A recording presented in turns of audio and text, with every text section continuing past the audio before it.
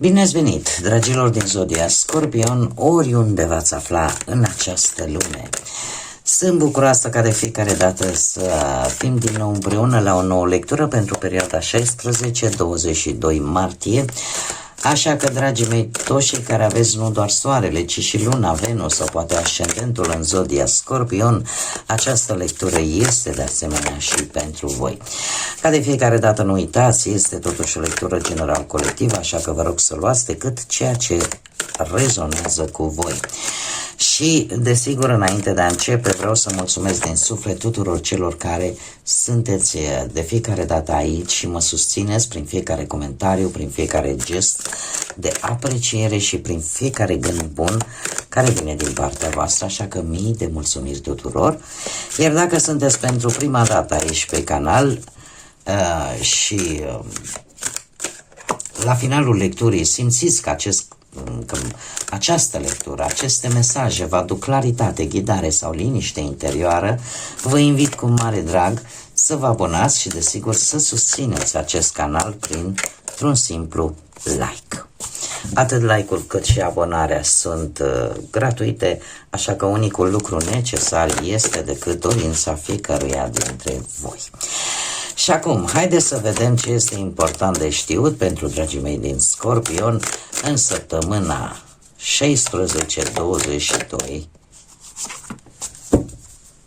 martie.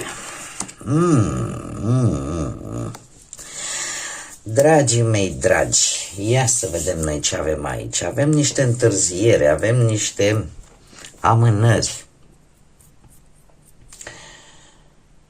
Și eu aș spune că nu sunt, se mai repetă, este ceva ce se cam repetă. Adică nu e prima oară. Vis-a-vis de o anumită situație în mod special.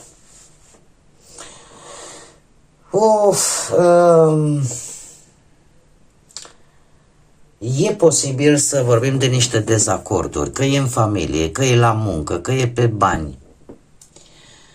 O dificultate în comunicare care se tot repetă și parcă nu se mai termină. Haideți să începem așa cu partea asta a muncii. Există niște conversații cu șefii, cu colegii unde voi trebuie să vă controlați cuvintele. Pentru că dacă nu veți face, lucrurile se vor tot amâna, se vor tot întârzia și nu ajungeți nicăieri. Dacă vorbim de bani, orică sunteți la un job prost plătit care duce la căutarea unor noi surse de bani, ori trebuie să aveți un pic de grijă în această săptămână să nu întâlniți oameni necinstiți și dezagreabili care să vă propună tot felul de afaceri destul de dubioase în ceea ce privește banii și care să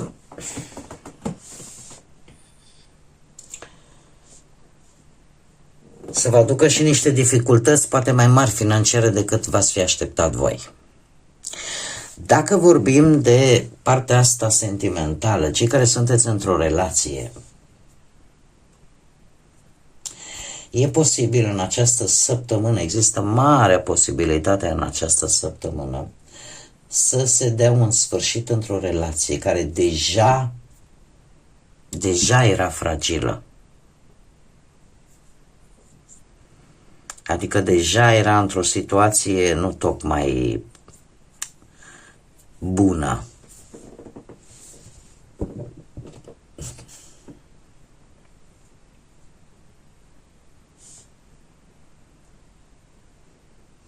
Eu aș spune că aici e vorba de o neînțelegere. O neînțelegere în primul și în primul rând în ceea ce privește sentimentele dintre voi. Probabil că voi credeți în continuare sau ați crezut cel puțin până acum sau veți crede și pe parcursul acestei săptămâni că e ceva temporar și că va trece. Din păcate se pare că lucrurile se vor repeta. Și pentru unii dintre voi, cum am mai spus, o relație chiar se poate finaliza tocmai pentru că era deja într-o fază destul de fragilă. Dacă, nu știu, vorbim de cei singuri, se pare că nu sunteți în cea mai bună formă, ca să spunem așa. Încă aveți niște resturi sentimentale, niște răni nevindecate dintr-o relație anterioară și încă sunteți în perioada de recuperare sau în perioada aia în care trebuie să faceți un pic de ordine în viața voastră, cel puțin sentimentală. Haideți să vedem ce ne spune tarotul, să ne lumineze un pic, să ne dea un pic mai mult de detaliu. Eu, sinceră să fiu, aș putea să vă zic un lucru. Totuși să știți că chiar dacă energiile nu se prezintă chiar atât de bine, totuși este, în același timp putem vorbi și de un final, dar și de un nou început. Încet, încet lucrurile se vor clarifica. Haideți să vedem ce ne spune tarotul, ce vine pentru dragii mei din Scorpion în săptămâna 16-22 martie.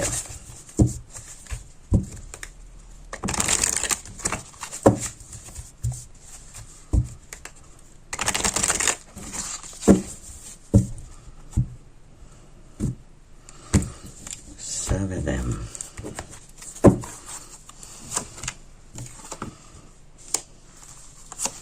Da. Ceva care se întâmplă foarte repede și care are legătură cu trecutul. Bun. Haideți să vedem. Avem 8 de bâte, pași de monede și un 6 de cupe. Adică avem acțiune logică, cu picioarele pe pământ, dar care are legătură cu trecutul. Haideți să începem cu partea profesională. 8 de bâte îmi vorbește despre proiecte. Proiecte care, într-un fel sau altul, parcă se mișcă rapid. Acum, eu mai degrabă aș spune că apar schimbări rapide, vești importante rapide, că se aprobă rapid poate un job sau un plan, sau vin niște decizii total neașteptate la locul de muncă. Cumva e un moment în care voi va trebui să acționați rapid și să vă adaptați din mers la situațiile destul de dinamice de care veți avea parte în această săptămână. Poate chiar să primiți și un răspuns foarte rapid pe care voi îl așteptați. Avem un paș de monede, un paș de monede care îmi vorbește de a construi ceva stabil. Se pare că sunteți dispuși în această săptămână să învățați, să munciți pentru un plan al vostru, pentru un proiect al vostru. Unii dintre voi chiar puteți începe, că e un curs, că e o specializare, că vi se oferă șansa unui loc de muncă nou, da?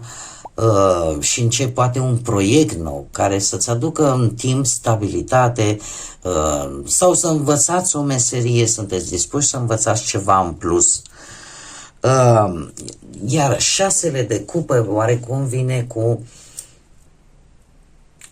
idei inspirate din trecut, din experiențele prin care voi ați trecut. Unii dintre voi chiar puteți reveni la un proiect mai vechi care ține de cariera voastră profesională sau la folosirea unei metode pe care voi ați testat-o înainte cu succes și se pare că această săptămână este un moment tare bun să vă reconectați cu foști parteneri de muncă, cu colegi din trecut, în așa fel încât acest proiect să înceapă să prindă rădăcini. Dacă vorbim de bănuți, aș spune că posibil să vină niște bănuți într-un mod foarte rapid, dar sau să vină de asemenea și niște cheltuieli neașteptate, că vin din niște colaborări, că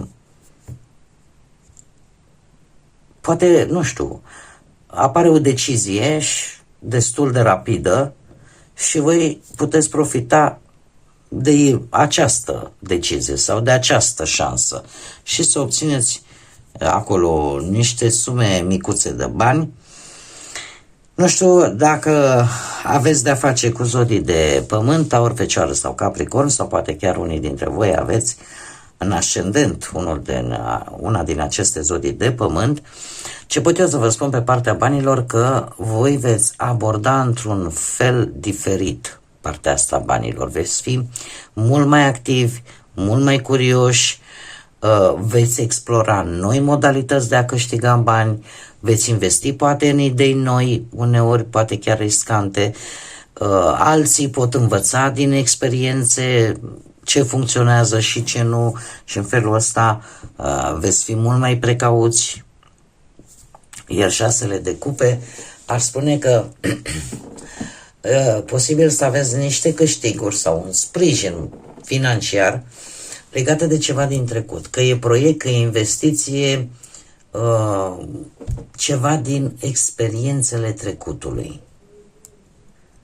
Unii dintre voi chiar puteți să vă întâlniți cu o situație financiară de care ați mai dat cu ceva ani în urmă și să aplicați, știți cum e, tot pățitul-i priceput, și să aplicați cumva, să țineți cont de acea experiență din trecut.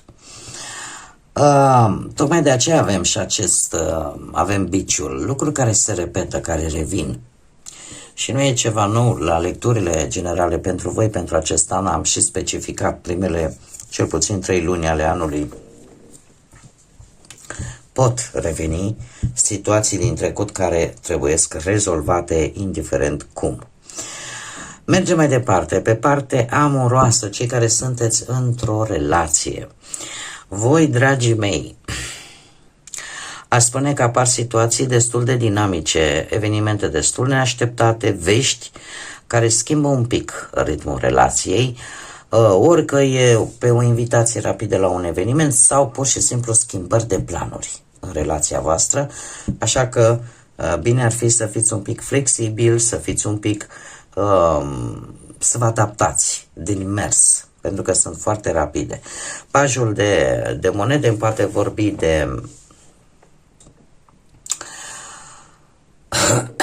de o etapă în care vă faceți planuri împreună pentru viitor, în care începeți poate chiar să construiți ceva împreună, să investiți în stabilitatea relației voastre, cum de-al minteri aș mai spune că pur și simplu să vă reconectați împreună prin gesturi romantice la trecutul vostru, să recreați, ca să spun așa, acele momente speciale. Din punctul ăsta de vedere, cel puțin amoros, este cel puțin cărțile de tarot îmi vorbesc de acele situații în care recrearea acelor momente speciale chiar vă pot ajuta.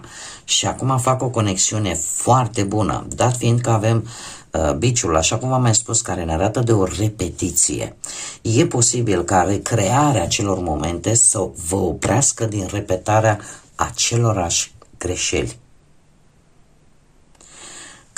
De ce spun acest lucru? Pentru că totuși norii îmi vorbesc de ceva pasager. Și faptul că biciul se află pe partea asta un pic mai senină a cărții și nu pe partea opusă, unde e mult mai înorat, unde sunt și fulgere, asta îmi spune că există o șansă pe care o puteți da relației voastre, dar trebuie să ajungeți la bază, acolo de unde a plecat și a început relația voastră. Cei singurei, aș spune că sunteți într-o perioadă în care puteți avea întâlniri foarte rapide, puteți avea experiențe sociale, așa aparent pline de energie, că e la un eveniment, că e la o întâlnire neașteptată. Cert este că veți socializa și probabil că unii dintre voi chiar veți profita din plin de această dinamică socială și veți interacționa într-un mod foarte activ. Posibil să cunoașteți pe cineva, poate mai tânăr ca voi, sau pe cineva studios care încă poate nu și-a terminat studiile, nu știu dacă va avea poate legătură cu zodiile de pământ, Taur, Fecioară sau Capricorn, dar ce pot să vă spun este că este cineva care de obicei are o apariție serioasă, stabilă și să știți că vrea o relație stabilă. De ce? Pentru că e o persoană responsabilă și posibil să aibă legătură, să o cunoașteți nu de acum, posibil chiar să o cunoașteți, nu știu, din tinerețe, din copilărie, nu știu, să fie vreun amică, o persoană pe care voi ați cunoscut-o în trecutul îndepărtat. Și pentru alții, acești 6 de cupe poate să ne spună acest lucru, în schimb pentru alții e posibil să ne vorbească și de faptul că unii dintre voi rămân prinși în amintiri și evită acele relații noi. De ce? Pentru că voi tot așteptați să reapară acele persoane din trecut în loc să explorați prezentul. Și atunci, posibil să pierdeți și această posibil început de relație. Haideți să vedem mesajele pentru voi din grădina secretă și avem adaptează-te. Prin adaptare poți ajunge acolo unde tu vrei să fii. Și avem oportunitate, nu trebuie să cauți norocul, el vine în cele mai neașteptate momente. Sunt mesaje simple, ușor de înțeles. Eu cam atât am avut de spus pentru voi. Într-adevăr, o săptămână destul de provocatoare, dar nu este ceva peste care voi să nu puteți trece. Așa că cam acestea au fost mesajele pentru voi, dragilor din Scorpion, pentru această nouă săptămână de martie. Vă mulțumesc că mi-ați fost alături și până la următoarea noastră revedere, nu uitați, suflete frumoase, să zburați înalt, să gândiți înalt, să sperați înalt și, desigur, să lăsați credința, iubirea și pacea să vă însoțească la fiecare pas.